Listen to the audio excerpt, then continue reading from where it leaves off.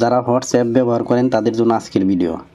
বন্ধুরা, অনেকে আছেন বিভিন্ন কারণে হোয়াটসঅ্যাপ আনইনস্টল দিতে হয়, আবার অনেকের ফোন নষ্ট হয়ে গেলে নতুন ফোনে যখন হোয়াটসঅ্যাপ ওপেন করবেন তখন চ্যাট লিস্ট হারিয়ে যায়। তো আজকে আপনাদেরকে এমন কিছু সেটিং দেখাবো যে সেটিংটা করে নিলে 5 বছর পরেও হোয়াটসঅ্যাপের সব চ্যাট হিস্ট্রি ফিরিয়ে আনতে পারবেন।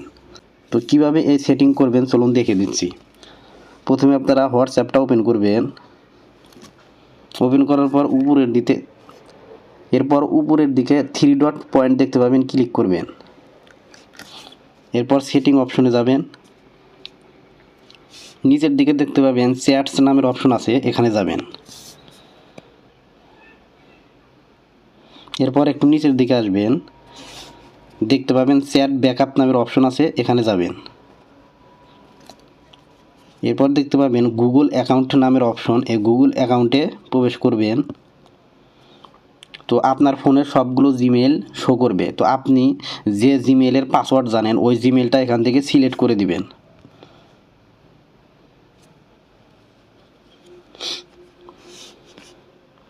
সিলেক্ট করার পর নিচের দিকে আসলে দেখতে পাবেন কন্টিনিউয়ে ক্লিক করবেন।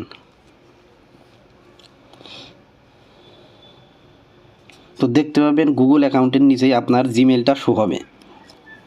তো জিমেলটা অ্যাড করার পর আপনারা দেখতে পাবেন অটোমেটিক ব্যাকআপ লেখা আছে, এখানে আপনারা ক্লিক করে দিবেন।